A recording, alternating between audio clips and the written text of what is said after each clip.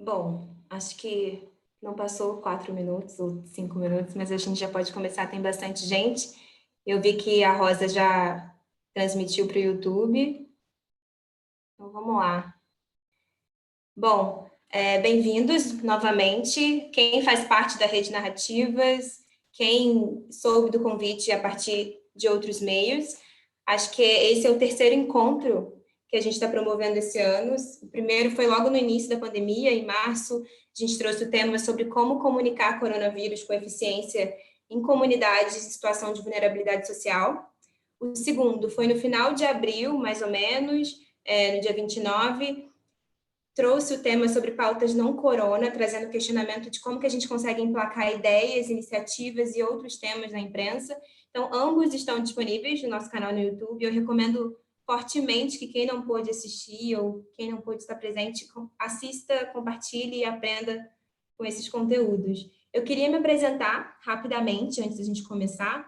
Meu nome é Andréa Coutinho, eu sou jornalista, eu tenho mestrado em Relações Étnico-Raciais, com ênfase em gênero, raça e mídia. Sou coordenadora de comunicação do Instituto Clima e Sociedade, aqui no Rio de Janeiro. O ICS é uma organização filantrópica que apoia projetos de combate à mudança climática no Brasil e também faço parte da Rede Narrativas há quase 2 anos, mais ou menos, sendo esse último ano como integrante do Conselho da Rede. Eu queria apresentar a Rede Narrativas para quem não conhece com mais profundidade. Somos uma rede de profissionais de comunicação de causa e o nosso objetivo como movimento nacional é fortalecer o papel da comunicação em organizações da sociedade civil, e a gente faz isso por meio da difusão de conhecimento, da promoção de espaços de debate como esse, e entendendo que são a partir das trocas a gente consegue ter uma visão para a transformação social. A gente acredita, como coletivo, como movimento, que a comunicação não é e não deve ser passiva dentro das organizações, muito pelo contrário.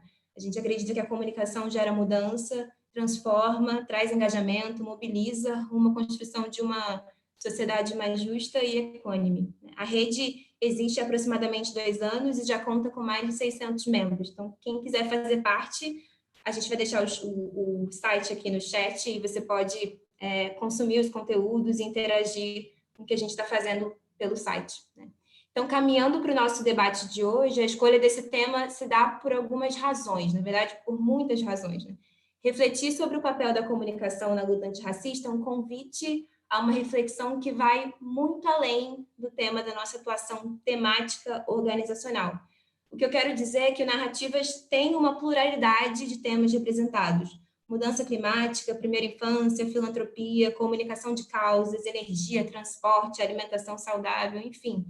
É uma infinidade de temas e, como movimento, a gente entende que a temática de justiça racial não só dialoga, como estrutura todos esses temas. É de extrema importância, sobretudo nesse tempo de despertar midiático, desde o assassinato de George Floyd nos Estados Unidos, além de tantas perdas decorrentes da violência de Estado aqui no Brasil, que a gente considere o racismo como um assunto central, como uma preocupação coletiva. Então, é sobre isso que a gente vai conversar hoje. O Brasil é um país com dívidas históricas e atuais com a população negra, e existem projetos, organizações que têm atuado bravamente na luta antirracista.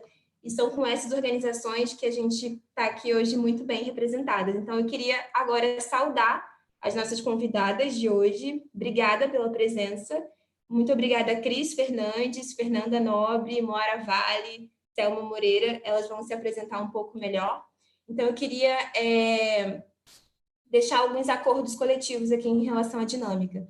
Eu vou fazer algumas provocações iniciais para as convidadas, mas o chat está aqui para você fazer pergunta a partir desse dispositivo de pergunta e resposta que fica aqui embaixo. No YouTube também, mas a gente recebeu algumas perguntas previamente na rede, então eu queria priorizá-las, porque elas chegaram antes. Mas, além disso, fiquem à vontade e a gente vai tentando organizar essa dinâmica aqui para a gente ouvir e extrair o melhor das nossas convidadas. Então, vamos lá. Para começar, eu queria que vocês se apresentassem, né? Falassem um pouco das iniciativas que cada uma está envolvida. E vamos começar com a Selma, do Fundo Baobá para a Equidade Racial. Selma, seja super bem-vinda. Prazer estar aqui com você. Você é diretora do Fundo Baobá, que é um fundo para a equidade racial, que foi criado em 2011. Então, vale sempre destacar que ele é o primeiro e único fundo dedicado à promoção da equidade racial que atua por meio de projetos, iniciativas e ações. Então, eu queria que você desse para a gente um panorama de como que você tem observado esse desafio no que tange ao fortalecimento da comunicação de outras organizações negras pelo Brasil. Assim, como tem sido esse percurso estratégico de atuação? Bem-vinda. Obrigada pelo convite. Muito feliz em fazer parte dessa mesa tão bacana, com Cris, Moara, Fernanda e Andréia com a sua mediação. Fico realmente feliz e acho que dialogar sobre comunicação, sobre quão estratégico isso é para pensar as relações da comunicação com a população negra é fundamental. Acho que sempre foi e agora mais que nunca, né? Assim, tem um despertar, como você mesmo disse, do diálogo para essa temática aqui no Brasil. Bom, então, sou a Selma Moreira, você já me apresentou, estou como diretora executiva do Fundo Baobá para a promoção da equidade racial. É um fundo que capta recursos no Brasil e internacionalmente para o investimento em projetos para a promoção da comunidade negra, seja através de investimentos em indivíduos, lideranças, ou através de investimento em organizações, coletivos. Então, essa é a nossa forma de atuar, sempre foi. Então, a gente não é um operador, mas sim uma organização filantrópica que tem no seu cerne garantir essa mobilidade de recursos, né? Garantir que os recursos do setor filantrópico consigam alcançar as organizações de base, as organizações intermediárias, mas consiga ser investido através de editais da forma mais democrática possível para organizações e indivíduos aí por todo o Brasil. A gente, só para dar uma dimensão, né? Desde que a gente começou a operação em 2011, a gente fecha 2009 com aproximadamente 6 milhões em investimentos no campo. E só em 2020, ou apenas, a gente já fez investimentos em mais de 3 milhões. Então, isso também diz muito sobre o momento, né? O momento do diálogo mais aberto para pensar as relações raciais no Brasil. Bom, afinal, né, a gente tem aí mais tempo de história de um país escravocrata, né, e com práticas absurdas e abomináveis que mais ou menos se modificaram, acho que ganharam nova roupagem e a gente segue, né, por isso tantas organizações focadas em trabalhar de forma estratégica essa temática. Então, assim, para falar geral do Baobá e entrar especificamente na sua pergunta, então o Baobá investe em 4 áreas específicas que eu acho que vale contar. Uma é viver com dignidade, que tem a ver com a possibilidade de se manter vivo, ter acesso, ter a sua cidadania plena. A segunda, educação, desde a primeira infância até os quadros de alto nível. A terceira, desenvolvimento econômico, então ter acesso aos recursos, às possibilidades de empreender. E a quarta é comunicação e memória, né? Comunicação é tão estratégico que para a gente é um eixo prioritário de investimento.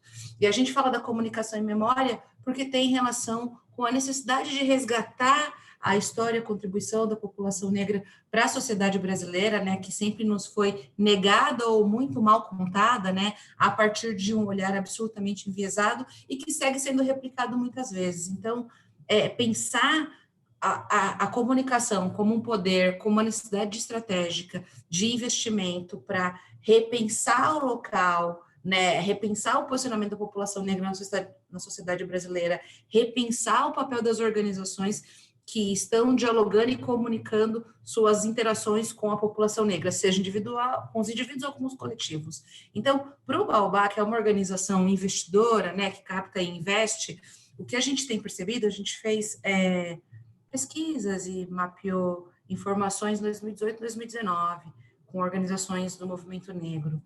E as duas, né, em momentos diferentes, com diferentes públicos, a gente chegou às mesmas conclusões. As organizações do movimento negro, as organizações sociais negras, coletivos, os diversos arranjos que tem, no geral, a grande maioria não tem orçamento. Não tem orçamento para operar na sua essência, né, para desenvolver a sua atividade finalística. Então, uma organização que muitas vezes não tem investimento no seu desenvolvimento institucional, para desenvolver os poucos investimentos que vêm para o fim. Então, você tem que desenvolver, as organizações passam a ter que desenvolver a sua atividade fim e poucas vezes conseguem investir na comunicação como estratégia. Então, eu acho que tem aí uma discussão com o mundo da filantropia, com os investidores sociais, com os fundos filantrópicos que já estão olhando para isso, mas acho que, em especial, né, com os investidores filantrópicos, empresas nacionais e internacionais, que é a importância, a necessidade de fortalecer as organizações, porque organizações fortes têm a capacidade de gerir, de propor, de promover, inclusive de socorrer, né? A gente vê agora, nesse momento de Covid, quem é que está chegando junto, né? Quem é que está chegando na ponta? Quem está tendo condição de traduzir as informações na linguagem das diversas localidades? Então, tem, eu acho que uma estratégia de se comunicar e que esse recurso precisa chegar na ponta, porque quem está na ponta sabe como fazer, né? Aqui, provavelmente, nesse fórum deve ter um monte de especialistas, eu estou me sentindo a júnior, porque, bom, eu não sou a comunicadora do grupo, mas é isso, né? Assim, entendendo a missão estratégica da comunicação, na mudança de paradigma, na releitura em termos de sociedade, a gente precisa encontrar os meios de garantir com que mais recursos alcance as instituições para o seu fortalecimento e, por consequência, para o desenvolvimento de uma estratégia de comunicação adequada à finalidade da pauta de uma luta antirracista, da promoção da equidade racial, e entendendo que produto bem feito, conhecimento, tudo isso exige investimento, né? Então, não adianta você falar, não, vou colocar o recurso ali e se vai acontecer, porque é mágico. Não, tem que ser estratégico. E eu acho que esse é o processo de aprendizagem que a gente precisa ter como investidor, de pensar investimentos que sejam alocados de maneira estratégica para que a comunicação possa ser feita com a maestria que se deve e que a gente aí possa ir deslocando esse nosso modelo de sociedade no que diz respeito à leitura e a esse imaginário no que diz respeito à população negra. Obrigada, espero ter cumprido aqui o tempo, eu me desliguei do horário. Cumpriu e obrigada, brilhante reflexão sobre a maestria da comunicação, né? Quando a gente pensa em comunicação, memória e poder, o que é isso sem uma âncora estratégica para que a gente consiga agir? Então, foi a deixa perfeita para eu passar a palavra para a Moara. Bem-vinda, Moara, companheira aqui do Narrativas do Rio de Janeiro, perto de mim. Você está no Instituto Ibirapitanga, que apoia organizações e iniciativas que contribuem para o fortalecimento da democracia e a defesa de liberdades no Brasil, por meio de 2 áreas prioritárias, e uma delas é a equidade racial. Então, eu queria super que você contasse para a gente como tem sido essa sua caminhada como representante de uma organização financiadora e recente no campo da filantropia, de apoiar organizações que estão desenvolvendo uma comunicação antirracista, né? Então, tem vários exemplos, como o Alma Preta, o Blogueiras Negras, Perifa Connection, Coalizão Negra por Direitos, enfim. Queria que você pudesse contar para a gente, assim, como é que tem sido essas atuações fundamentais no eixo dos movimentos antirracistas.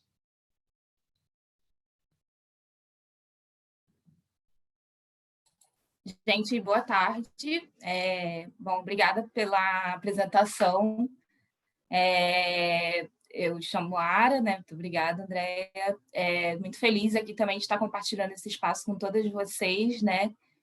Algumas que eu já conheço, já estive compartilhando outros espaços, né, Andréia e Selma, e feliz de estar compartilhando com Cris e Fernanda pela primeira vez. Eu sou comunicadora social e publicitária, né? Eu tenho 30 anos e estou atuando há 14 anos com comunicação, né? 9 deles com experiências em organizações da sociedade civil e desde o ano passado, especificamente, com o campo da filantropia, né? A partir do Ibirapitanga. Vou apresentar aqui, né, vou botar aqui minha apresentação, rapidinho, só para a gente colocar algumas questões aqui, né? essa é uma arte aqui do nosso acervo, né, que a gente tem algumas, a gente faz colaboração com algumas artistas ilustradoras, né, dentro do mesmo eixo que eu vou falar hoje. Bom, como a Andrea mencionou, né, o Ibirapitanga é uma organização doadora, que trabalha especificamente com a defesa de liberdades e aprofundamento da democracia a partir de 2 programas, que são sistemas alimentares e equidade racial. E aí, a gente, especificamente para esse campo da comunicação, a gente trabalha a partir do eixo de ampliação da representação simbólica e política da população negra, mas também como a comunicação, como a gente tem falado aqui, é estratégica, né, dentro do antirracismo, tem algumas iniciativas que também vão estar perpassando aí por vários outros eixos, mais especificamente o de fortalecer movimentos antirracistas. Então, eu vou trazer alguns exemplos aqui também desse eixo. Bom, uma das coisas que eu acho que é bastante importante a gente trazer é um pouco esse diálogo que a gente faz enquanto organização doadora com as organizações da sociedade civil, né, em que a gente se localiza também, para a gente pensar o programa de equidade racial e como que isso vai inspirando a gente também a fazer esse diálogo com a comunicação, né? A gente fez uma escuta anteriormente à construção do programa de equidade racial, né, que foi feita em 2018, né, o Ibirapitanga foi fundado em 2017, né, por isso que a Andrea mencionou que a gente é uma organização recente, e nessa escuta a gente teve 2 falas que eu destaquei aqui que são muito importantes, eu considero muito importantes para essa visão que a gente está construindo ainda, né, dentro do portfólio, em termos de comunicação, que é uma percepção, né, primeiro do que o Edson fala, né, de que a sociedade brasileira ela não é feita de uma nota só, e aí o movimento negro, né, os movimentos antirracistas, eles são muito importantes nesse sentido, a partir dos processos de comunicação, né, que não deixaram afirmar essa inferioridade, né, essa pseudo-inferioridade de um grupo majoritário. Então, essa fala dele é muito forte, muito importante para a gente, então sempre houve um contraponto. E aqui ele está colocando especificamente de experiências de jornais, né, de grupos de negros que ele coloca, de negros libertos e livres, né? Ele coloca essas duas palavras, né, nessa reunião que a gente fez. E aí, uma outra pessoa negra, né, que a gente admira muito, que também estava nesse espaço, a Wayne Bueno, de uma outra geração, colocando já o lugar da internet como esse espaço que, apesar de não ser um espaço ainda democratizado no Brasil, é um espaço que permite uma maior, uma ampliação do debate racial, né, uma ocupação maior do debate racial pela população negra que está tendo acesso, e aí começa a, de fato, abrir alguns espaços dentro do debate antirracista. Então, essa escuta, e aí trazendo um pouco essas 2 falas, elas inspiram a gente um pouco nas doações que a gente vai começando a fazer a partir de 2019, mais especificamente, que é o ano passado, né? Bom, e aí trazendo os exemplos do Alma Preta, Blogueiras Negras, Heroin, né? Bom, Alma Preta, Blogueiras Negras, né, são 2 organizações que estão no espaço mesmo da internet, especificamente, mas de 2 lugares diferentes, né? O Alma Preta ele vai atuar especificamente com a mídia negra do espaço da imprensa mesmo, e aí de um lugar muito caro, né, que é justamente o lugar da sustentabilidade, né, que tanto a Selma já tocou um pouco nesse ponto, né, o Alma Preta ele vai fazer um esforço de começar a trabalhar essa sustentabilidade, né, o projeto é focado nisso, mas também de um lugar onde ele coloca o debate a partir do seu canal, mas também de se colocar em outros espaços, né? Então, a Alma Preta vai participar de uma cobertura na COP25, né? Vai estar fazendo parcerias com vários espaços de jornal, de mídia hegemônica, enfim, trazendo o espaço, o debate do antirracismo, né? O Blogueiras Negras ele está mais no campo de trazer a questão da memória, da cultura de blogagem das mulheres negras, né? E aí esse projeto ele está trabalhando com o fortalecimento especificamente de competências técnicas, né? De segurança também, técnica das blogueiras negras, né? E o Heroin, ele vai falar, o projeto ele está focado em fortalecer essa organização que é histórica, né, que se constitui já há muito tempo como um centro de documentação, de comunicação, a memória está articulando esses campos que, na verdade, para os movimentos negros, eles estão muito imbricados nessa dimensão da memória e da comunicação, como também a Selma já colocou aqui. E aí ele vai servir, esse projeto ele vai focar muito em trazer uma estruturação para esse centro, né?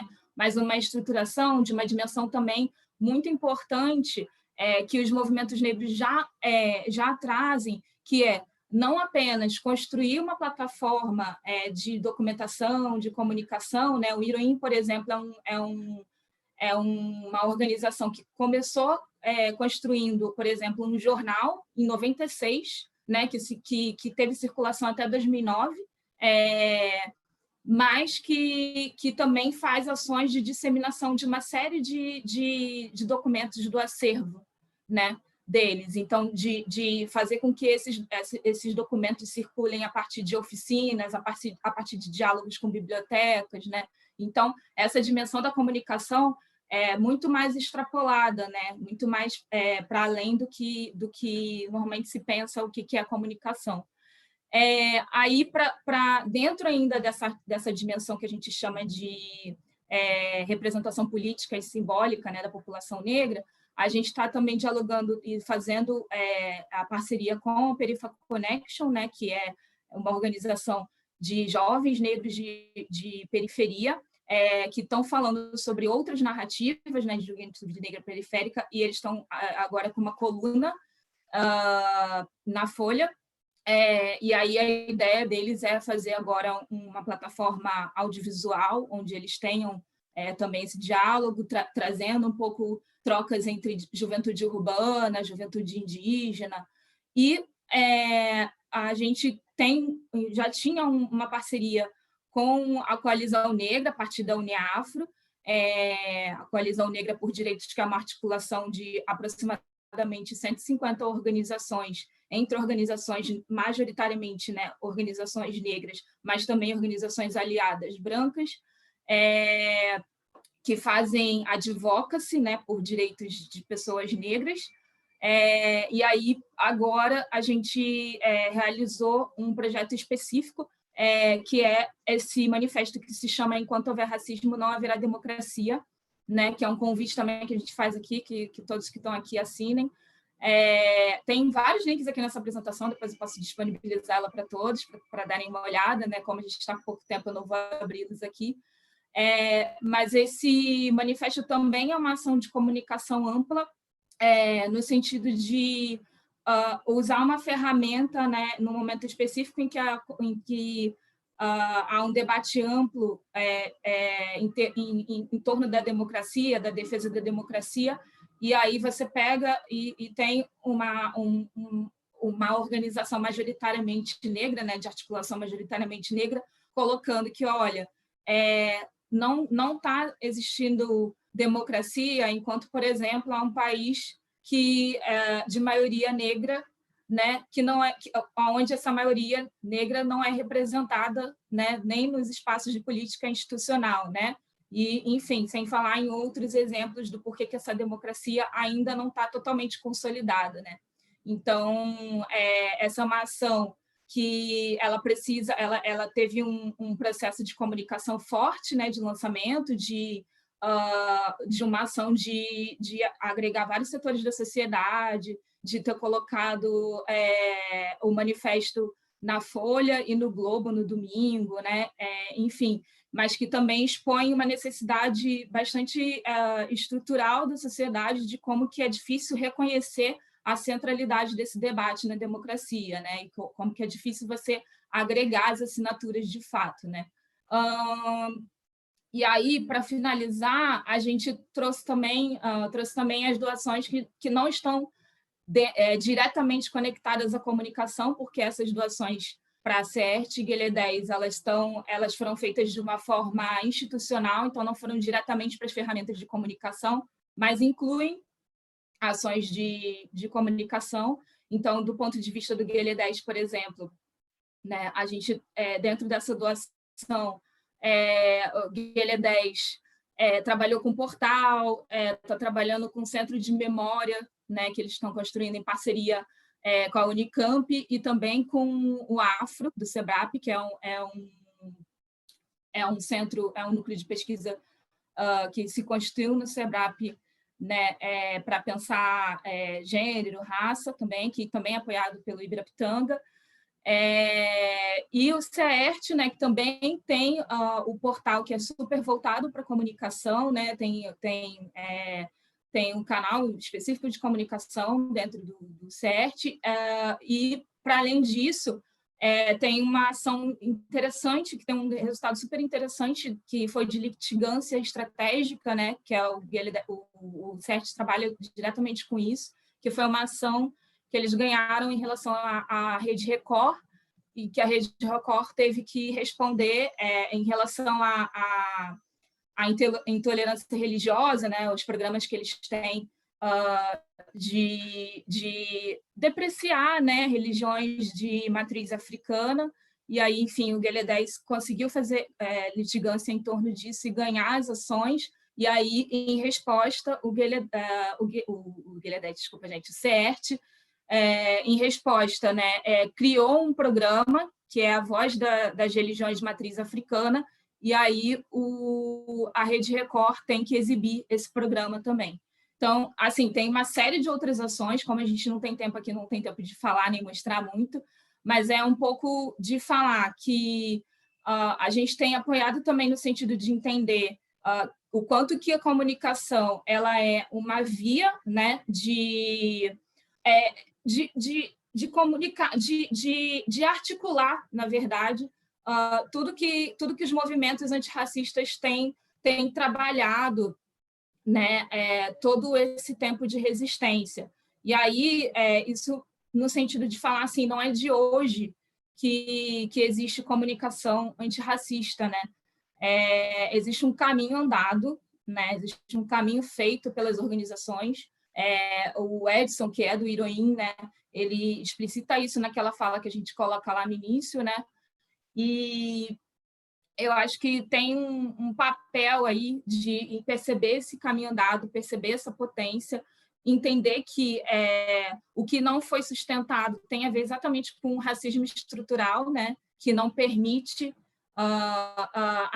que encurta a vida de algumas ações e que, ao mesmo tempo, limita um patrimônio que é, sim, da população negra, mas que, ao mesmo tempo, deveria ser um aprendizado de toda a sociedade, né? A sociedade toda está perdendo com isso, e que do campo do qual eu estou falando, né, que é o campo das organizações doadoras, a gente tem que entender que a gente precisa também, né, estrategicamente, apoiar cada vez mais, né, pensar que a gente precisa, de fato, fazer com que essas organizações elas possam se perenizar, né? Se fortalecer e se perenizar no tempo. É um pouco isso. Obrigada, Moara. Vou pedir só para você tirar o compartilhamento. Deixa eu sair aqui. Antes de passar a palavra para a Fernanda, queria fazer um breve comentário sobre esse final da fala da Moara, sobre a agenda de atuação do movimento negro e a luta por direitos que não começou agora, né? E que bom que existem organizações como Ibirapitanga que ajudam a visibilizar e a perenizar, como a Moara falou, essas atuações tão necessárias e urgentes.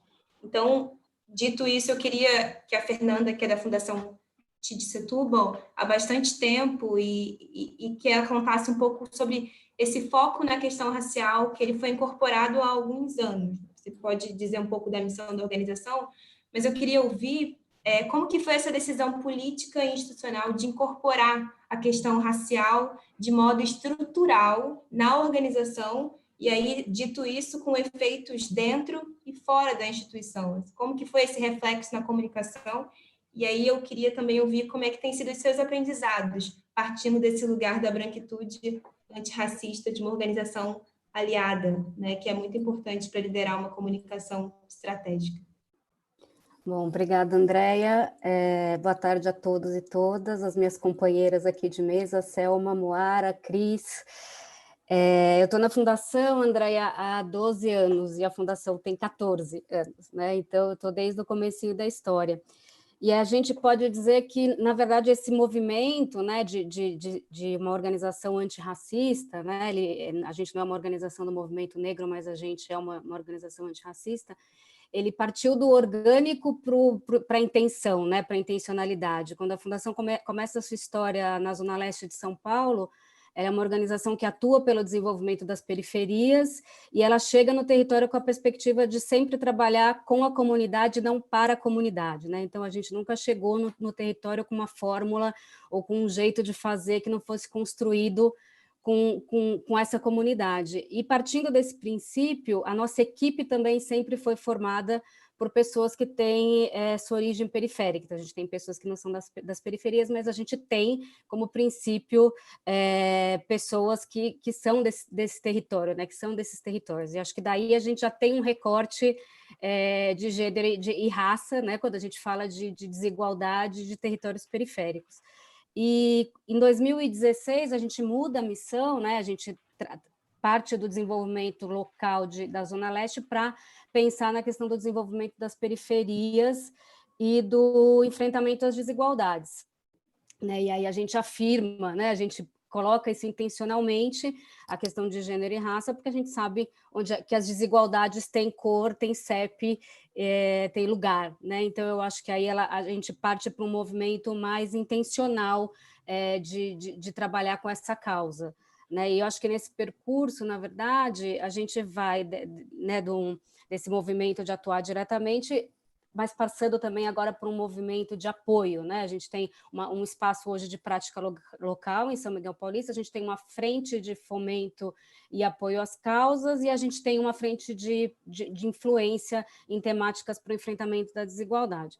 Pensando na perspectiva da comunicação e desse princípio, né, dessa equipe diversa, eu acho que a gente traz isso também para a comunicação como prioridade, como princípio, né? Então, tanto num movimento de você ter na nossa programação, em ações que a gente desenvolve, especialistas negros e negras, né, criando referência e não apenas para debater racismo, mas para debater suas especialidades. Então, você tem ali pessoas que têm, né, os seus saberes e suas produções intelectuais valorizadas. Eu acho que a gente tem esse papel, a gente a partir do momento que a gente faz isso da porta para dentro, né, a gente hoje tem uma equipe que tem 50% de lideranças negras, né, então a gente faz da porta para dentro, a gente também se coloca como guardião dessa causa para fazer da porta para fora, né, então a gente faz isso quando a gente pensa uma programação nossa ou de algum parceiro, a gente faz isso com os nossos fornecedores, né, então quando a gente contrata um coletivo periférico para uma produção de comunicação, ou quando a gente contrata um prestador de serviço, ou uma agência, ou uma produtora de vídeo que não é da periferia, ou que não é especialista nesse tema, a gente provoca, né? Hoje a gente tem uma produtora de vídeo que trabalha com a gente, que tem um diretor que é um jovem negro periférico e que passou a integrar essa equipe a partir de uma provocação que a gente fez, né? De que isso era coerente, fazia sentido para o nosso trabalho, e ele acrescenta muito, e é um aprendizado muito grande essa troca com ele, porque é um jovem negro do movimento negro, em diálogo com a gente, com uma falha e um tom institucional. Então, a gente tem aí um aprendizado muito grande, né, nessa construção. E eu acho que tem também um fortalecimento a partir da produção dos coletivos como Alma Preta, né, como Nós Mulheres das Periferias, quando você fortalece com apoio institucional, com apoio de recursos, valorizando essa produção, tanto nos espaços deles, nos seus canais, como também nos nossos, tentando dar visibilidade para isso, e com uma liberdade editorial que é muito importante, né, de não tentar interferir nessa produção como prestação de serviço apenas, mas valorizando a produção e os temas que eles acham coerente colocar em debate, né? Então, eu acho que tem um movimento aí, tanto interno quanto externo, né? Um movimento que acontece dentro da equipe, né, que é um aprendizado para a gente. Acho que a gente tem acho que o orgânico passa do orgânico para o institucional, porque tem um movimento de escuta, né, de construir junto. Então, você tem ali na própria equipe uma construção que traz elementos para a gente, né, para mim, por exemplo, como uma mulher branca, pensar em pontos que precisam ser trabalhados e tratados e discutidos e pensados com os fornecedores e quando você vai fazer comunicação. Então, acho que é um percurso que movimenta a organização tanto na parte interna quanto na parte externa, tanto na produção do conteúdo, quanto no fortalecimento de organizações e de lideranças, né? Hoje a Fundação tem, por exemplo, um projeto que chama Elas Periféricas, que é um edital para mulheres negras das periferias. Selma conhece, participou, acho que do momento de construção desse projeto, né? Um projeto que é muito caro para a gente, muito, enfim, cuidado e atento ao percurso dessas mulheres, e a comunicação, ela, além de ter esse movimento, né, dentro das suas próprias produções, ela é uma vocalizadora, né? Então, quando você está numa instituição que tem essa causa, que tem pessoas que estão envolvidas com esse tema, acho que fica, não posso dizer mais fácil, porque eu acho que é um aprendizado constante, né? Assim como é uma luta constante, acho que é um aprendizado constante, acho que a gente erra, acho que a gente acerta, em alguns momentos acho que a gente escorrega, né? Então, não é difícil você ouvir quando você vai querer formar uma mesa. Não tem diversidade, quem que a gente vai... não tem, quem será que conhece, né? Então, é um processo, acho que, de vigilância, né? E de ser guardião mesmo, e de estar atento a isso, e reconhecer que você vai acertar e que você vai errar, mas que você tem que estar aberto para essa escuta, né? E para aprender com esse movimento, e para fazer esse movimento, né? Eu acho que o importante nesse percurso é você assumir que você quer fazer isso, que você vai fazer isso, você ser guardião disso, você ser vigilante nisso, e você saber que é um percurso de aprendizado e de evolução dia a dia, né? Eu hoje, por exemplo, esses dias a gente estava numa conversa em equipe, e eu dizia que antes dos festivais do livro que a Fundação realizou, eu não tinha lido tantos escritores e tantas escritoras negras, né? E foram esses escritores, foi esse trabalho que a gente fez no território que me trouxe essa literatura, né? Que me questionou, que me provocou, que eu acho que é um movimento que acontece quando você também tem uma equipe diversa e quando você se propõe a fazer esse movimento de dentro para fora e de fora para dentro, como um guardião e como um aliado dessa causa. Acho que, para começar, acho que é isso. Uau, Fernanda, obrigada. Eu, como comunicadora e que acompanha um pouco o trabalho da sua organização, para mim é uma realização ouvir que o que eu consumo vem de uma equipe que está refletindo perenemente sobre isso. Então, parabéns pelo seu trabalho e da sua fundação. E agora eu queria passar para a Cris, antes da gente entrar nessa rodada do público, da plateia. E acho que a Cris, ela agrega muitas funções, muitas experiências, que são permeadas por muitas falas que a gente já ouviu agora anteriormente, né? Cris é criadora e idealizadora do podcast Ideias Negras, criado há 4 anos. É um podcast, para quem não conhece, que protagoniza trajetórias de homens e mulheres negras. Então, é um produto de comunicação com grande audiência, e um dos objetivos principais é promover um letramento racial para dar visibilidade a narrativas negras, né? Acho que a Selma já foi aqui personagem do podcast, então eu queria que a Cris contasse um pouco como é que foi a construção desse produto de comunicação, e também queria falar que ela é coordenadora de comunicação do Instituto Vladimir Herzog. Mas a gente quer ouvir um pouco do podcast, enfim, pode implementar na sua atuação atual. Obrigada, Andréia. Obrigada a todos. Uma alegria estar aqui nessa mesa maravilhosa, com pessoas tão queridas, aprendendo muito. E agradeço o convite do Narrativas para estar aqui.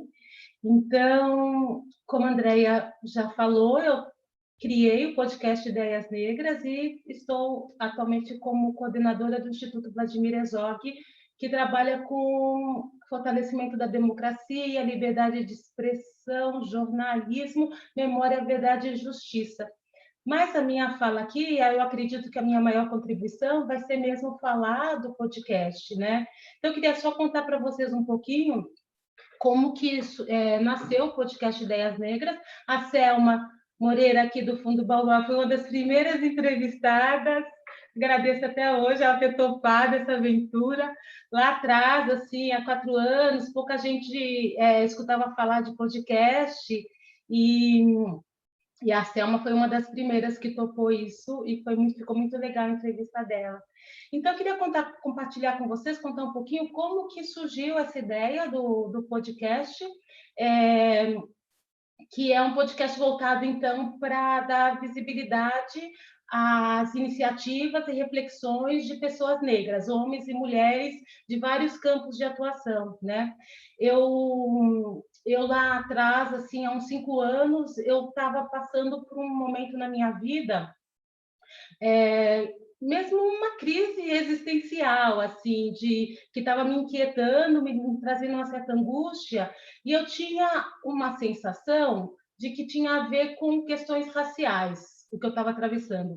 Mas eu nunca me deparei sobre a temática racial. Assim, eu sou uma pessoa de comunicação, de formação, sou graduada em comunicação e fiz um mestrado em comunicação e sempre trabalhei com comunicação. Então, eu nunca estudei as questões raciais. Então, quando me veio essa sensação, assim, que era uma questão muito minha, muito íntima, eu comecei a ler mais os autores negros e os intelectuais negros e os próprios influenciadores negros que estavam ali na internet.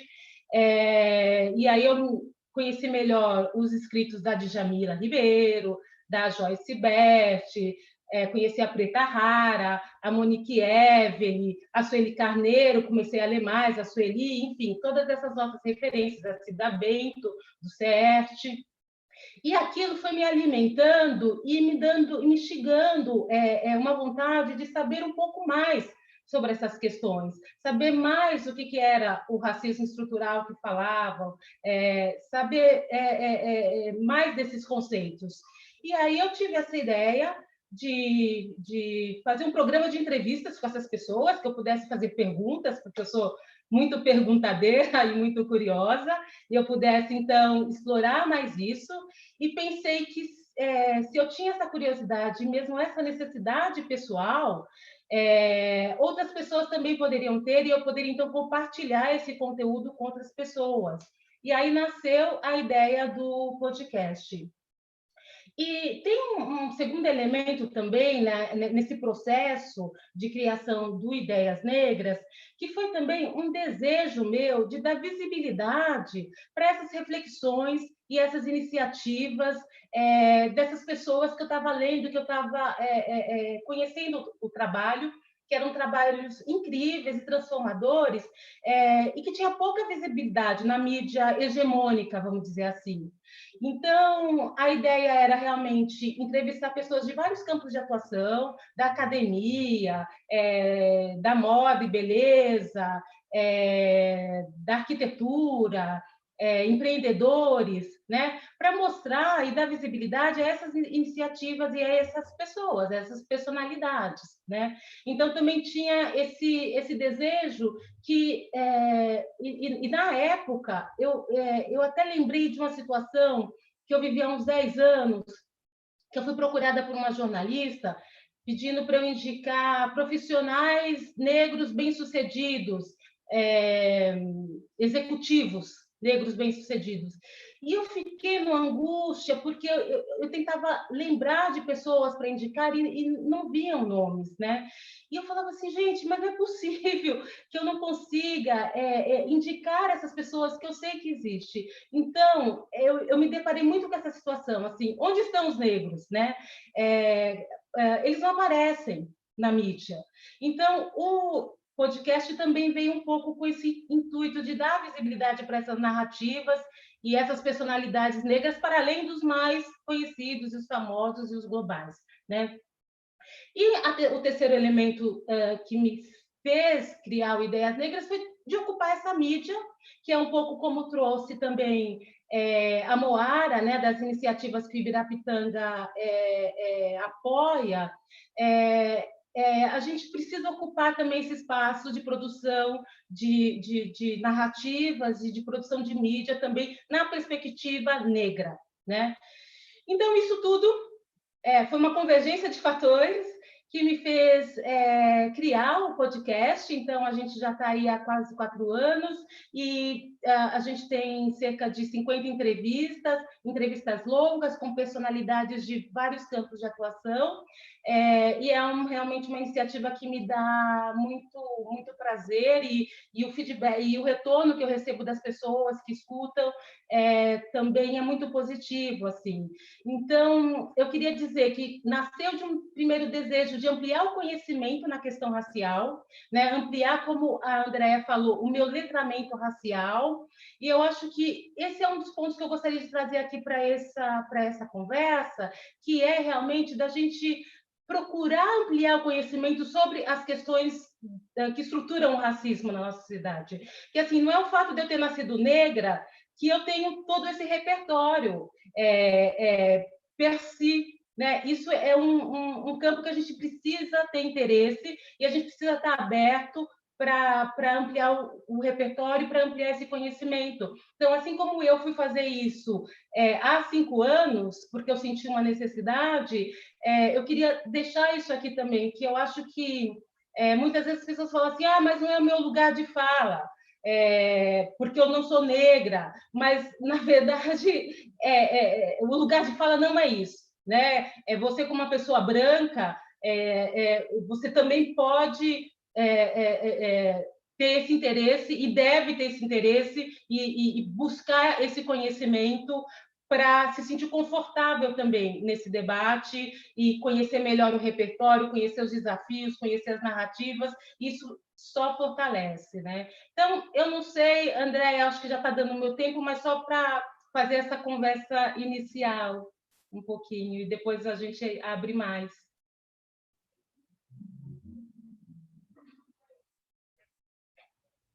Andréia, seu microfone está desligado. Obrigada. Obrigada, Cris, pelo seu trabalho, pelo seu podcast, por essa provocação que você trouxe na sua fala. A gente tem mais 40 minutos ainda de debate, e aí eu queria alimentá-las com perguntas da plateia, e eu ia pedir para vocês tentarem ser cirúrgicas e objetivas para que a gente consiga contemplar o máximo de perguntas. E eu queria começar fazendo já um conjunto reflexo do que vocês trouxeram para a mesa, talvez sobre o lugar da branquitude na comunicação e nesse debate antirracista, né? Tem uma pergunta que foi enviada anteriormente, da Paula Peçanha, que ela já começa, e que dialoga com outras que já foram feitas também no chat aqui, que diz assim, quais são as estratégias que vocês sugerem para o desenvolvimento de práticas antirracistas na instituição quando as próprias lideranças organizacionais são racistas? Acho uma pergunta complicada, e eu vou passar para a Selma. Quanta fofura na definição da resposta. Vou passar para a diretora. Eu vi aqui pipocando o Q&A e vou endereçar essa resposta, tentar ser bem cuidadosa, mas trazendo algumas outras coisas também, para liberar aí o lugar para o restante do grupo. Acho o seguinte, bom, a gente falou o quanto comunicação estratégica é um poder, a gente precisa conseguir constituir estratégias e ações que estejam vinculadas a uma comunicação antirracista. Bom, mas aí como é que a gente faz se a nossa liderança é racista? Habemos um problema, né? Assim, acho que tem toda uma movimentação social no que diz respeito a conscientizar, a constituir alianças, a fazer com que as pessoas não negras entendam seus lugares, seu lugar de privilégio e entenda a contribuição que pode ser dada na pauta antirracista na constituição de uma sociedade mais equânime. Então, acho que tem uma lição de casa que de repente, dar mais informações, tentar fazer com que as pessoas consumam outras informações. O meu dia a dia aqui, né, na perspectiva de dialogar, de captar, muitas vezes eu tenho esse diálogo, é um diálogo muito difícil, porque é fácil você falar com quem já comprou a sua pauta. Difícil é você falar com quem acha que quando você começa a dialogar racismo, racista é você. Eu passo por isso com uma certa frequência, né? Tipo, mas você não está aqui criando racismo porque somos todos iguais? Então, tem um diálogo, é um diálogo delicado, sim, mas eu acho que tem algumas coisas que a gente pode, né, nas diferentes níveis de tomada de decisão, também influenciar. Todo mundo pode liderar, né? A gente sabe que o poder da caneta vai ser distinto, mas todo mundo pode liderar. Então, eu acho que tem um trabalho que é o intra-organizacional, de conseguir trazer diálogos, conversas no time. Às vezes não está pronto para fazer uma conversa ampla, mas conversas no time para dialogar sobre isso, sobre esse lugar de privilégio e como é que se pode fazer contribuições nesse sentido. Acho que tem muitos ativistas, militantes, acadêmicos, muita gente negra competente para ajudar a interagir nesse diálogo. E aí eu acho que uma outra coisa, a Fernanda trouxe aqui, a Moara, as duas trouxeram na sua fala, gente, financia, e financiar não é só dando doação, é também, mas é financiar contratando serviço. Somos a maior parte da população, temos negros em todas as áreas, mas na comunicação a gente tem de monte. Então, tem de A a Z, os mais high-tech dos diferentes modelos. Então, assim, acho que pensar, na hora que você vai fazer um termo de referência para contratar um serviço, exija que no termo de referência venha, qual é a constituição da sua equipe, o que você está esperando que essa equipe entregue. Nos nossos, a gente coloca qual é a constituição da sua equipe, se não é, qual é a sua perspectiva de mudança, porque, bom, a gente pelo menos começa aí a criar um ambiente que, se isso nunca foi uma preocupação, passa a ser. Porque se quiser trabalhar com a gente, vai ter que pensar a partir desse lugar. Então, eu acho que na perspectiva de todo o serviço, é pensar toda a cadeia, é pensar o time interno, mas o fato de você colocar um negro na equipe não adianta atribuir a essa pessoa o poder do milagre. Aliás, isso é muito injusto, né? Colocar um sujeito lá e falar assim, que se faça a mágica. É muito injusto, então acho que tem aí uma questão de pensar o time como um todo, e é um processo de cultura, né? Então isso realmente toma um pouco mais de tempo. Acho que do nosso lado a gente tem todo esse movimento mundial acontecendo que ajuda as pessoas a acelerarem. E, por outro lado, é pensar, tá bom, onde é que eu tenho poder? Eu tenho poder na contratação? Onde é que eu tenho condição? É no financiamento? Como é que eu faço? Então, usar esses diferentes níveis de poder para colocar a pauta antirracista como uma pauta estratégica.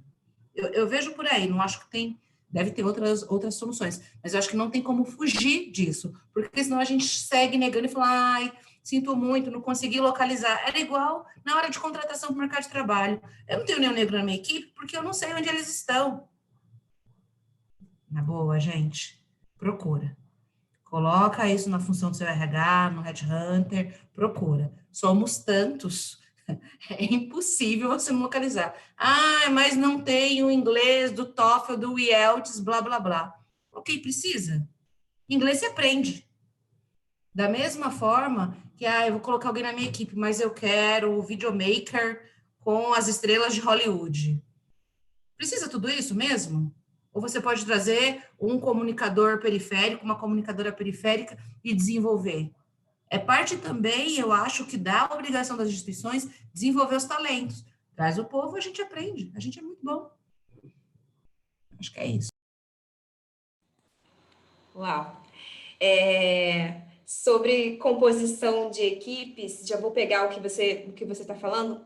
Anteriormente, que você trouxe agora, desculpa, a Cíntia Feitosa fez uma pergunta: quais são as recomendações para compor equipes de comunicação racialmente diversa, que é muito parecida com uma pergunta que está aqui no Zoom, que também que eu vou emendar para a Fernanda, talvez nos ajudar a entender onde que a gente pode encontrar essa rede de prestadores de serviço das periferias, né? Já que a Selma fez essa provocação, não sabe onde está a procura, então, existe alguma plataforma que reúna pessoas e organizações? Assim, como é que a gente pode compor um leque diverso para a equipe de comunicação? Fernanda.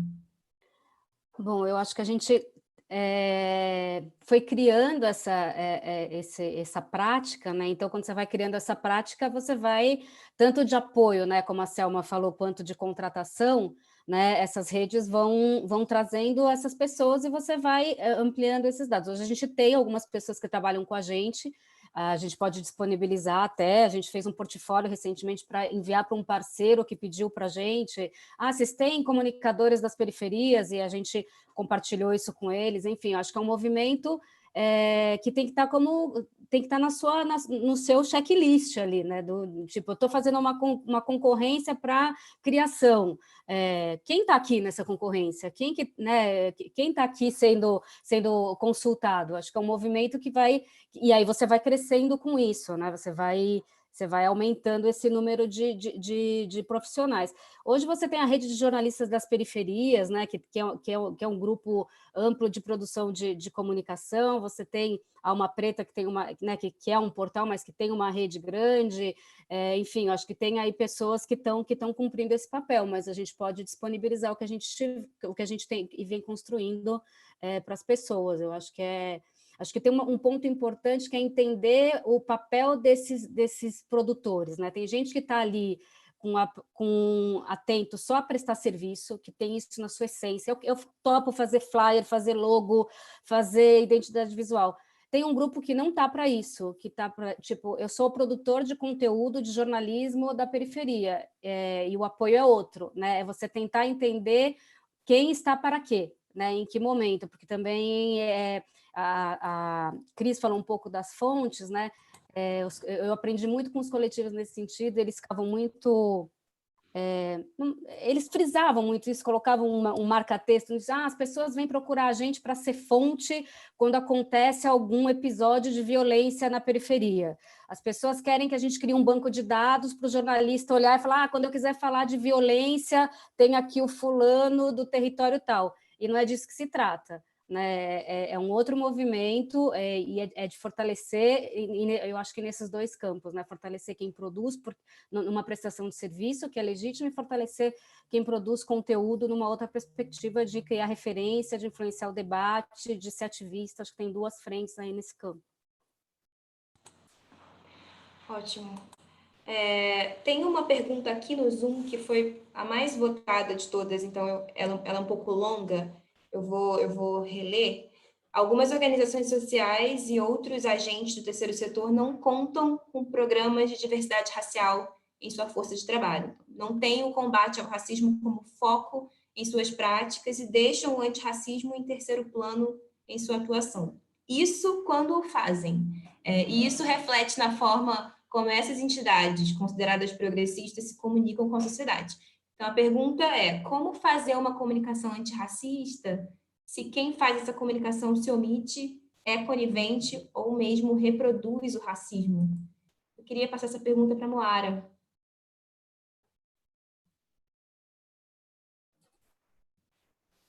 Eu acho que precisa de um trabalho de sensibilização, né? Porque se não está no centro a comunicação, para ela ser antirracista, né? Ela precisa estar no centro, ela precisa ser central, né? Dentro da organização, em termos programáticos, né? Vamos dizer assim, né? Para a gente entender que é preciso você ser antirracista em termos de comunicação, é preciso um processo anterior da organização. Então, eu acho que tem um caminho de sensibilização da organização. Eu acho que essa fala, na verdade, ela casa muito com algumas pistas que a Selma colocou anteriormente, né? Tem um lugar que eu acho que muitas vezes é muito cruel, né? Dentro de várias organizações em que você tem algumas pessoas que estão em posições que não são de decisão, né?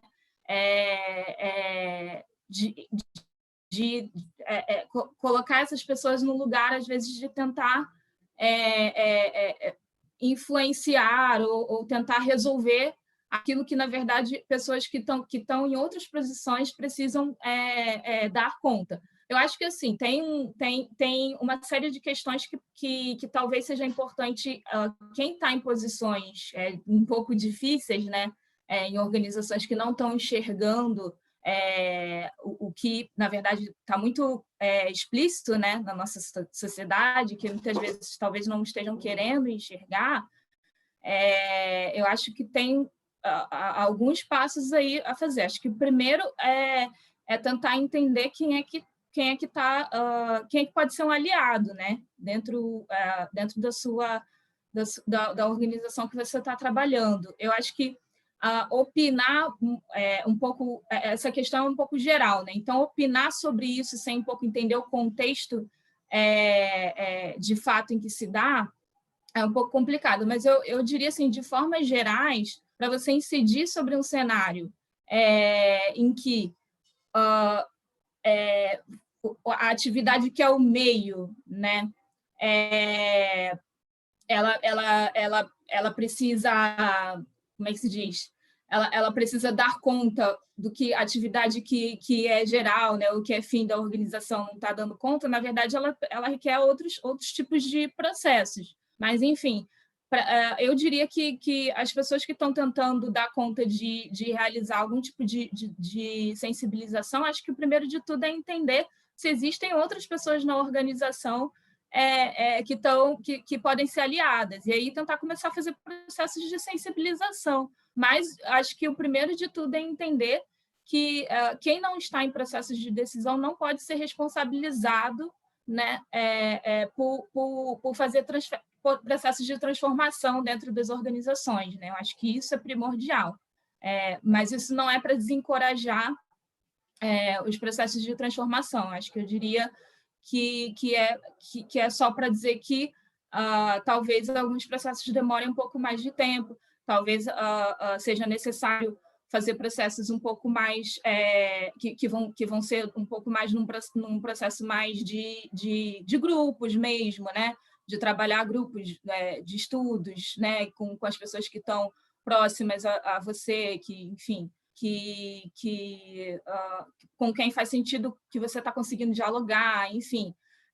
E para aí, acho que no sentido de quando as organizações entendem que está havendo alguma movimentação, né, algum sentido de sensibilização pode acontecer.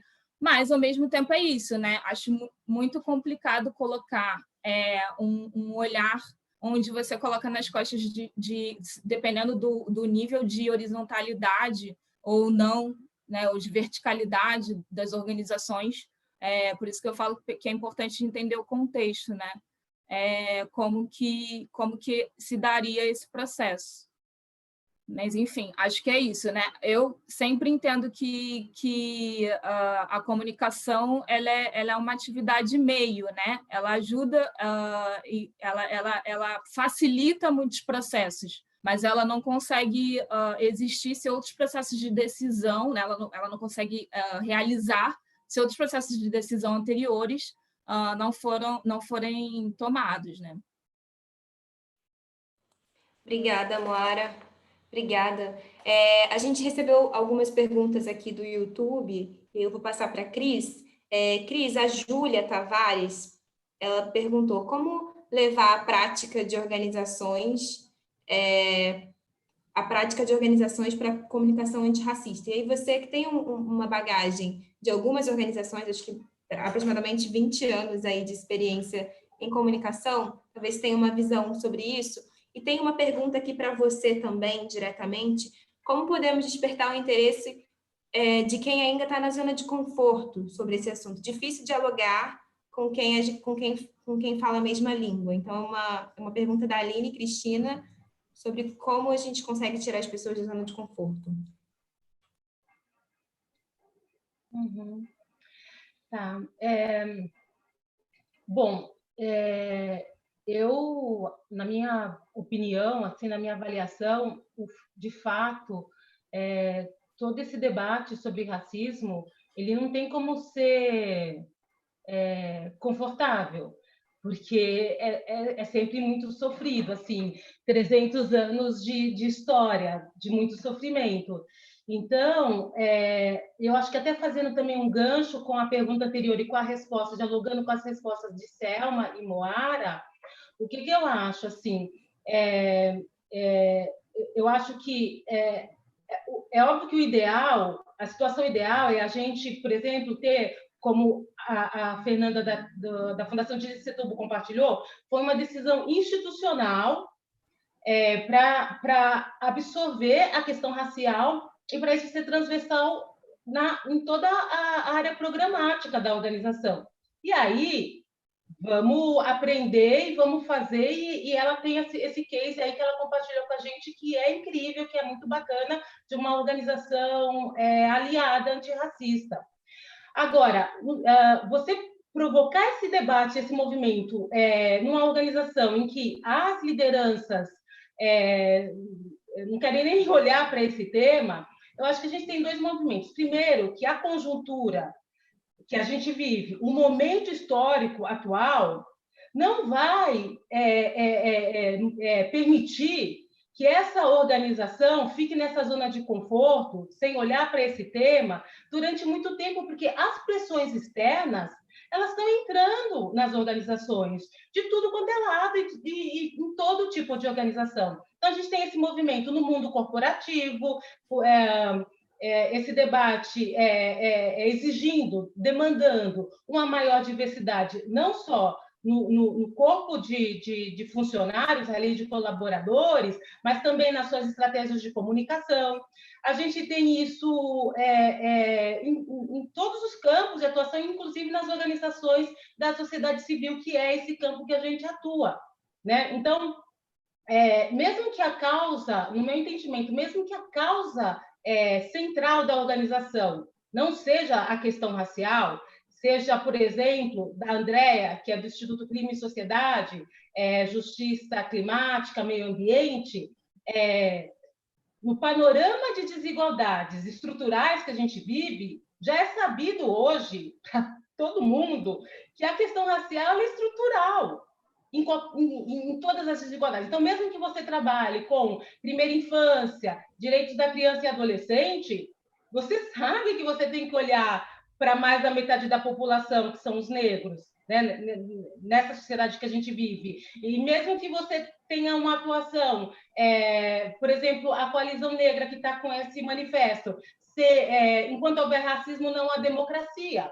Né? Então, você tem uma atuação para o fortalecimento da democracia, da justiça social, você tem que olhar para o racismo. Então, o que eu quero dizer existe uma pressão social. Então, mais dia, menos dia, isso vai entrar em qualquer organização. Né? E aí, por outro lado, eu acho que um primeiro movimento é que as pessoas da organização realmente estejam preparadas para essas conversas que geram desconforto, porque não tem como falar de racismo na zona de conforto. Isso é dado, é princípio. Né? Agora, o que eu acho que faz a gente avançar realmente também construir as pontes. Né? Então, a gente está aberto para escutar, está aberto para aprender, né? Está aberto para escutar, e aí, que eu acho que é também fundamental, é escutar as narrativas das pessoas negras, né? Escutar essas reflexões. Como Selma, Moara, né? Todo mundo aqui colocou, tem esse debate, ele não é de hoje, né? Tem reflexões, Sueli Carneiro, a nossa mestra, traz essa reflexão há 40 anos. Tem reflexões das mestras da Sueli, quer dizer, os nossos passos vêm de longe. Então, tem muita coisa já produzida, tem muita reflexão para a gente trazer para dentro da organização onde a gente está. Eu acho que eu respondi, acho que a primeira pergunta, a segunda pergunta eu já Não sei, Andréia, me ajuda. Você respondeu as duas de uma vez, porque a segunda pergunta falava de desconforto, então tá tudo certo. Então tá Obrigada. bom. Gente, um pouco mais 15 minutos. Tem uma pergunta aqui do Jefferson Barbosa, que ele pergunta como vocês enxergam a ocupação negra nas organizações do terceiro setor, assim como a criação de portfólios específicos de agenda antirracista. Acredito que esse Jefferson é o do Perifa Connection e esteja falando da população periférica. Então, eu queria passar para a Selma, mas um pouco, talvez, reforçando que, às vezes, algumas organizações fazem uma ocupação negra, mas colocam as pessoas negras na base ou com os menores salários. Isso é uma hipocrisia. Isso a gente abomina esse tipo de postura que se repete camuflando uma equidade que não existe. Então, eu queria que você comentasse um pouco essa pergunta do Jefferson, um pouco tentando dialogar com essa hipocrisia de algumas organizações nesse sentido de ocupação. Porque se for para ser uma ocupação assim desigual, eu não quero, a gente não quer. Então, o que você acha sobre isso, Selma? Eu acho que você deveria seguir o Obama e soltar o microfone agora e a gente termina a live. Maravilhosa. Muito bom, muito bom. Bom, acho o seguinte, é isso, né? A gente vive uma sociedade que reflete anos de processos de discriminação, de coisificação, né? Algumas pessoas vão ficar em determinados lugares, outras em outros, né? Algumas vão entrar na universidade, outras vão ficar aqui limpando a casa. E aí, o acumulado, né, das práticas escravagistas, depois pós-colonial, mas ainda derivadas da mesma mentalidade, segue até hoje. E é por isso que, né, a gente fala sobre ocupar, né, quão importante é conseguir ocupar espaços de poder simbólico e material. A gente tem no Baobá um programa de lideranças femininas negras, inclusive Bractanga é um dos nossos parceiros, que é justamente na perspectiva de contribuir com a formação de mulheres para ocupar a liderança. E aí, acho que a gente, hoje, cada vez mais tem pessoas negras preparadas, aptas a assumir posições de liderança. Eu tenho muito esse diálogo com empresas, muito legal o programa de estagiário, parabéns. O que mais? Né? Muito legal mesmo, mas assim, o que mais? Né? Onde mais vocês não estão contratando? Porque senão a gente vai seguir reproduzindo, tá bom? Eu coloco aqui na base, eu conto que entrou, fiz, fui legal. Então, outro dia eu usei uma expressão numa live, eu vou usar aqui de novo, que é, a gente não tá afim de passar pano para ninguém. A gente quer com um espaço que seja um espaço digno, entendendo que existem pessoas negras qualificadas para ocupar os diversos lugares de poder. Só que isso, gente, se é difícil a conversa sobre o racismo, quiçá pensar a disputa do espaço. Quanto tempo a gente vem aqui dialogando sobre as cotas nas universidades? É muito legal, é bacana, desde que eu não me sinta ameaçado. Por que as cotas, ela se tornou um problema tão difícil, né, de debate na nossa sociedade? Porque determinado grupo que sempre gozou de privilégios se sentiu ameaçado. E aí a gente conseguiu superar essa barreira, a gente entrou na universidade, a gente conseguiu se formar das mais diversas formas, com um suor danado, porque a gente saiu do lado do fundo. E aí, quando chega para o mercado de trabalho, nas organizações terceiro setor ou nas privadas e tal, temos uma nova barreira. Então, acho que a gente está vivendo esse momento agora, né? Eu tenho feito muitas conversas do tipo, que legal que você está, né, antirracista, está postando postzinho com tudo preto, o que mais?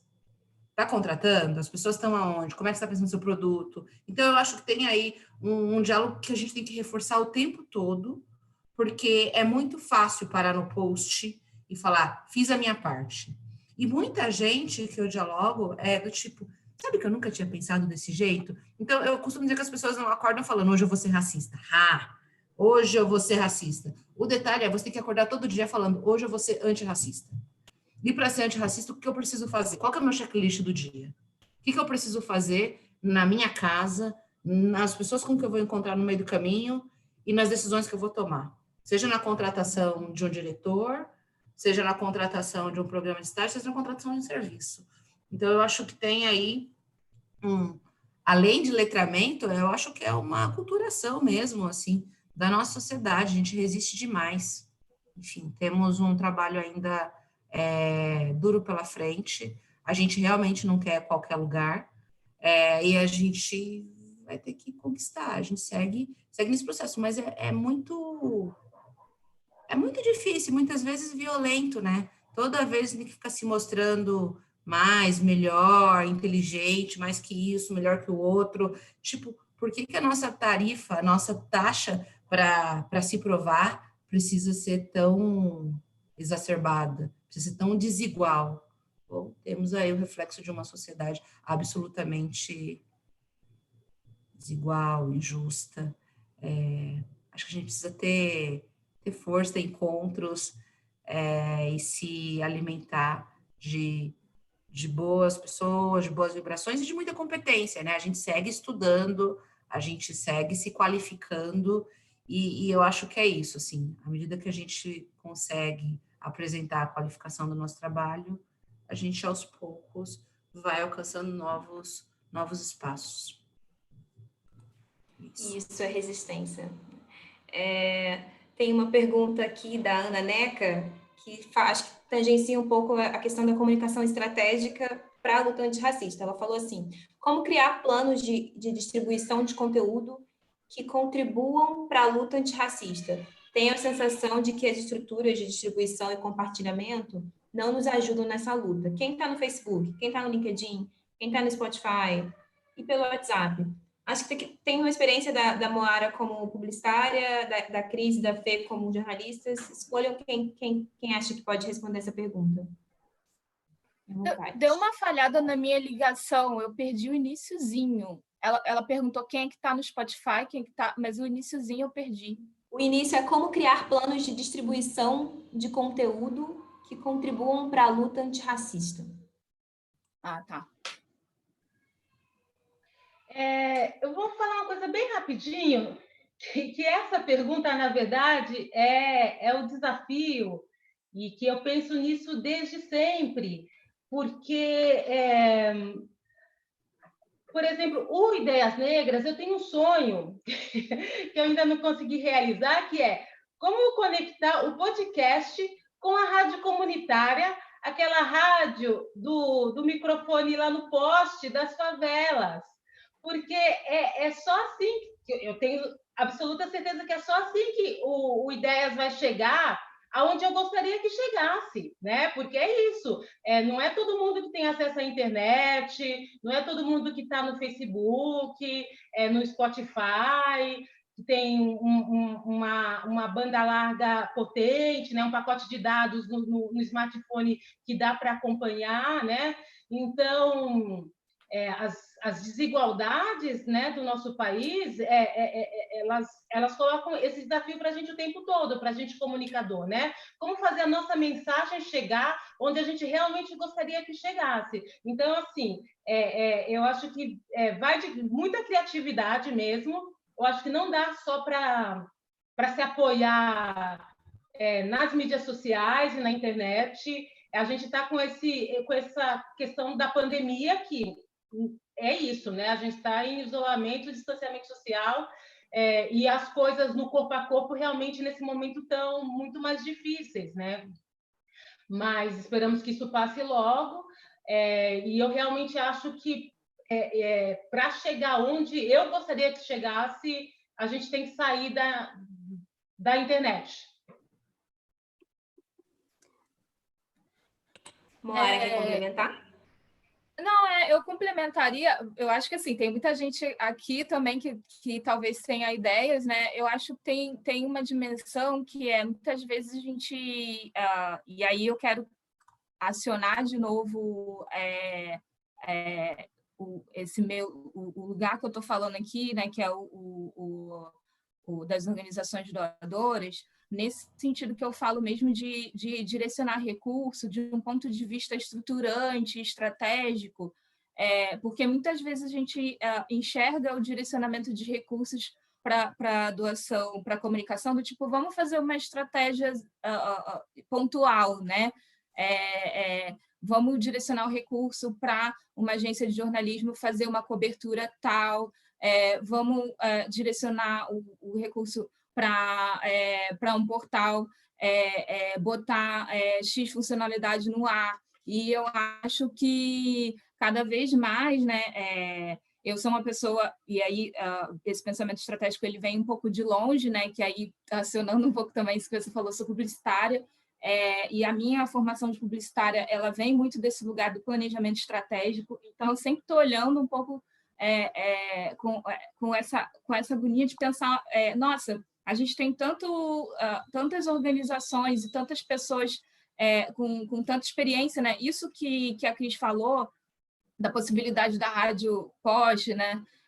E aí, sei lá, o Jefferson está aqui, eu acho que ele poderia falar bastante coisa sobre isso também, de como que a gente pode articular diversas ações, né? Se você tem, por exemplo, o Alma Preta, que é uma agência de jornalismo que já está fazendo isso também, de uma certa forma, mas você tem uma série de outras organizações que estão dialogando com público específico, sabe? Seja um público de periferia, né? Que a gente pensa necessariamente, sim, que a gente quer que a mensagem chegue não só para quem a gente conversa, né? Muitas vezes a gente conversa, a mensagem chega para um público de periferia, mas que a gente fala, né?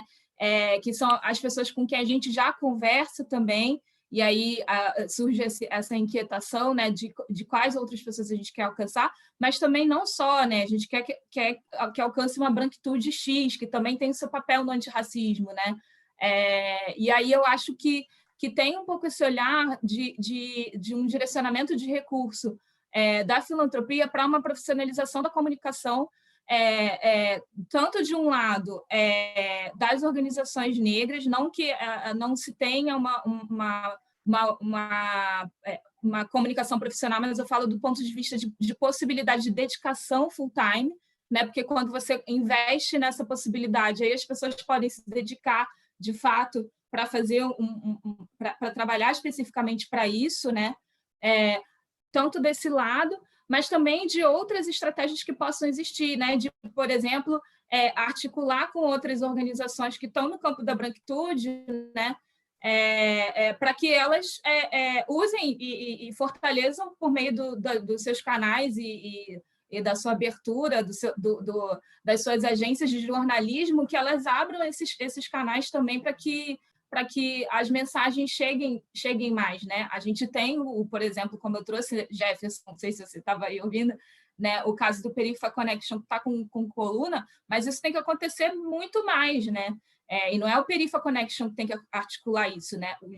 A mídia hegemônica tem que abrir, e eu acho que, de certa forma, o campo que tá articulado à branquitude pode facilitar isso, né? Então, eu acho que é muito desse ponto de vista das possibilidades de articulação, de direcionamento de recurso financeiro e não necessariamente só financeiro, né?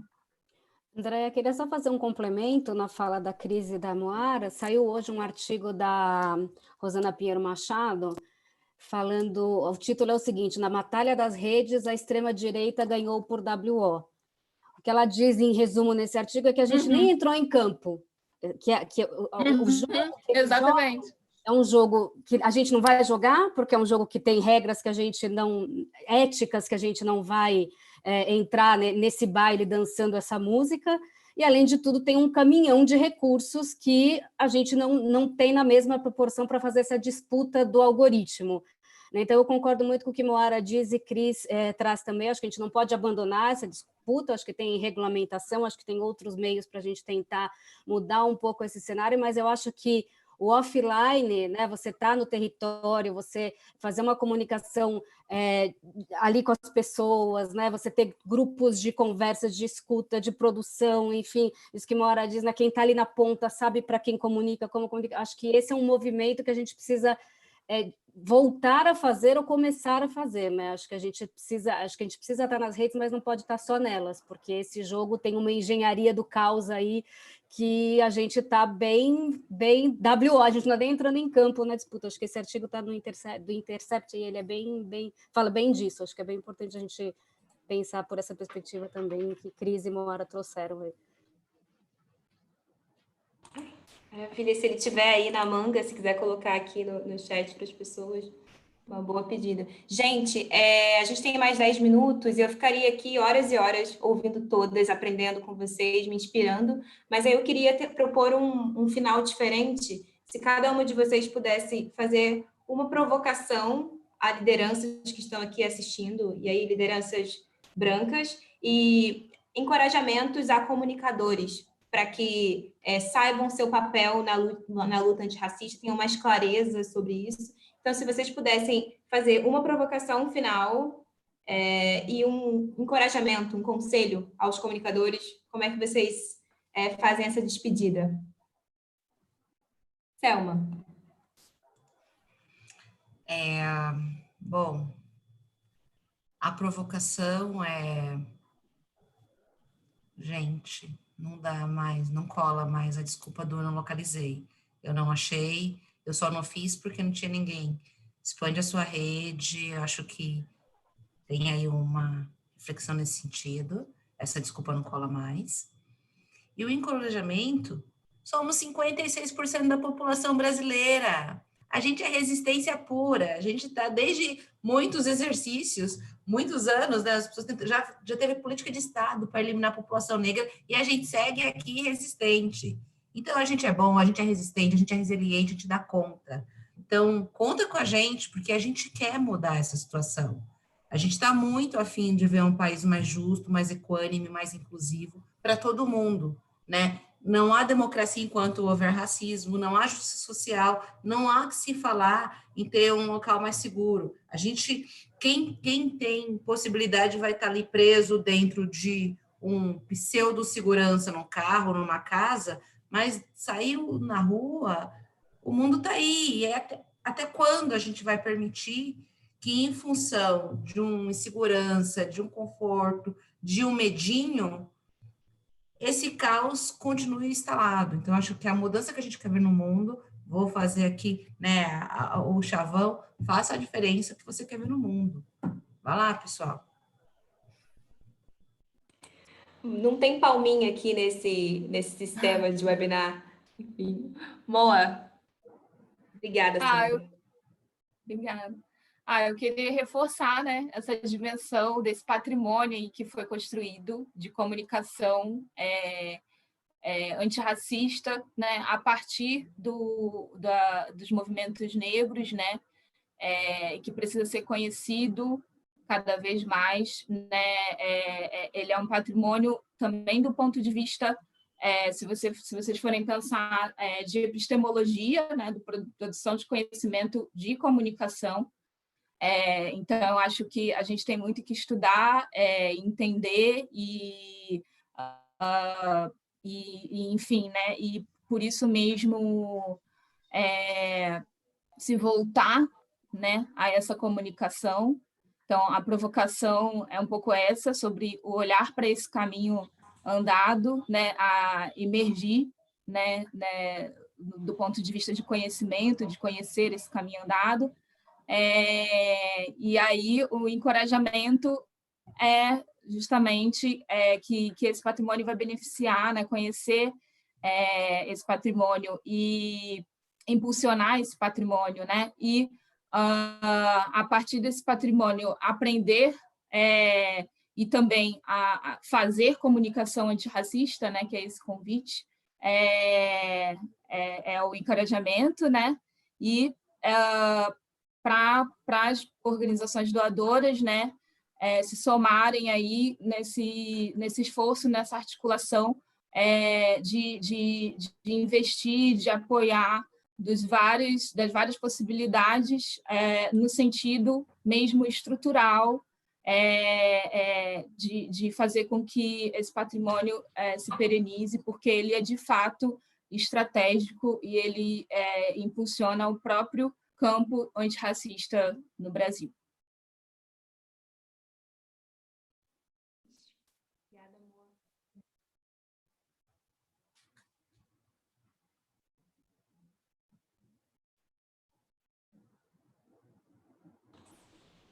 Cris? Desculpa, eu não ouvi você me chamando. A provocação que eu faço aqui para esses comunicadores maravilhosos que estão aqui nos acompanhando, que eu acho que é como que a gente consegue, então, transversalizar a questão racial nas diversas causas das organizações em que a gente atua, particularmente na comunicação. Eu acho que é um desafio, eu acho que há um espaço e é muito promissor essa perspectiva da gente conseguir fazer isso, né? O convite é o convite mesmo para a gente aprender, né? Para a gente ampliar conhecimento sobre as questões raciais, para a gente aprender, para a gente se educar e para a gente estar disposta também a compartilhar esse conhecimento com o nosso time, com a nossa equipe, com a nossa organização. E como a Moara trouxe, tem muito conhecimento disponível, nossos passos vêm de longe, tem essa epistemologia da questão racial no Brasil, ela é riquíssima, e aí basta que a gente realmente queira entender melhor isso, porque a gente não consegue enfrentar o que a gente não sabe e o que a gente não entende, porque o racismo estrutural no nosso país ele é muito complexo e não tem soluções simples e não tem como a gente enfrentar sem conhecimento para pensar em estratégias que tenham realmente impacto. Obrigada. Fê? Vamos lá. A minha provocação é para as pessoas que estão nesse lugar, né, de comunicador, para elas se questionarem em relação ao poder que elas podem ter de influenciar essa pauta dentro das organizações. Se num primeiro momento não objetivamente, mas num movimento desse que a gente conversou, né? Como é que você coloca essas pessoas nessa roda? Como é que você traz essas pessoas para os debates? Como é que você se responsabiliza por contratar pessoas que estão nas periferias, que estão produzindo, né? Qual que é o movimento que você pode fazer em relação a isso? A minha motivação eu sei que eu estou numa organização onde isso está como princípio, então talvez fique parecendo que é muito fácil fazer, mas quando você olha, né, as pessoas, se você tem uma liderança racista, como é que você faz? A minha sugestão é não ande sozinho. Procura aí na sua organização tem alguém que está sensibilizado para essa conversa, mas você tem que ouvir, você tem que perguntar, você tem que conversar. Então, assim, abra essa conversa, que seja no café num primeiro momento, que seja na formação de um grupo depois. Eu acho que a gente precisa começar por algum lugar, né? E eu acho que pode partir da gente esse movimento. Não é rápido, né? Eu acho que é um processo, mas se você quer ir rápido, você anda sozinho. Se você quer ir longe, você anda em grupo. Então, eu acho que é isso. Acho que a gente precisa assumir esse papel como comunicador e tentar fazer esse movimento. Nossa, eu saio muito inspirada desse diálogo. Queria novamente agradecer pelo aceite, pela contribuição, parabenizar as trajetórias, a representação maravilhosa que vocês têm das suas organizações. A plateia que ficou até agora, eu queria agradecer também a presença, por participarem desse debate. A gente se desculpa pelas perguntas que ficaram pelo caminho. Eu queria agradecer também, aliás, a equipe de suporte técnico, a Rosa, a Fernanda Calena, a Sandra, muito obrigada por fazerem esse evento acontecer, esse diálogo de pé, em plena pandemia e virtual. A gente vai tentar circular essas perguntas para não deixar ninguém sem resposta na rede, então eu espero que nos próximos dias os nossos convidados nos ajudem e respondam, e a gente circule. E eu queria encerrar lendo uma frase de um artigo chamado A Única Negra num Jantar de Filantropia, que está na Revista Internacional de Direitos Humanos. Eu super recomendo, é muito inspirador, eu já li muitas vezes. Tem uma frase que fala assim: a diversidade é um número, a equidade é um resultado ligado à justiça e a inclusão é um comportamento frequentemente evidenciado pela cultura institucional. Então, o meu encorajamento é que não haja hipocrisia nas associações. E como terminou o manifesto da coalizão, que a prática seja o critério da verdade, né? Então, sejam intencionais, sejam práticos, sejam ativos, sejam inclusivos, perguntem, sejam humildes, enfim, essa luta é coletiva e esse debate só existe porque a gente está junto. Então, muito obrigada a todas as participantes, obrigada a toda a plateia pela presença, intensidade na temperatura do debate, muito potente.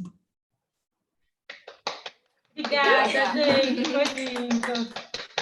Maravilhosas. Prazer estar com vocês, gente. Tchau, tchau.